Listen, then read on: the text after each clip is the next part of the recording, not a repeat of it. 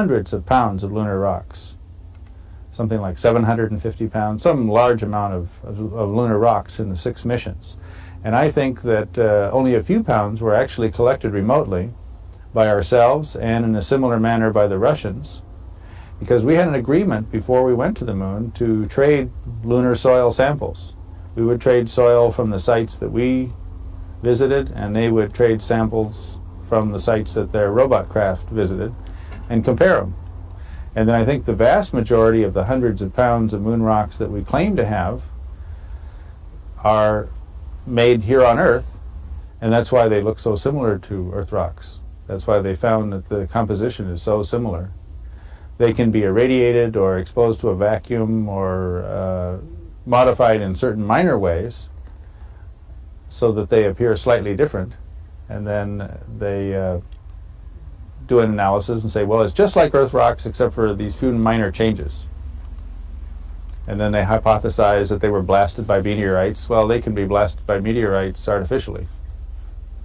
Paul Jacobs was a top investigator in San Francisco. I went to see him to get his help. I said, Paul, help me with my Apollo hoax project. He says, all right, I will. I'm flying to Washington next week. I'll go see the head of the U.S. Department of Geology. And he did. And he asked the geologist, did you examine the moon rocks? Did they really come from the moon? The geologist just laughed. Well, there's a sad ending to this story. Paul flew back from Washington. I met with him again in San Francisco, and he told me what he had determined, that the Apollo project was a hoax and that people at high levels were keeping it a secret. Unfortunately, Paul and his wife died of cancer within 90 days. Lee Galvani. He's been in touch with me for many, many years, and he says that he had almost convinced James Irwin to confess and clear his conscience of this terrible burden.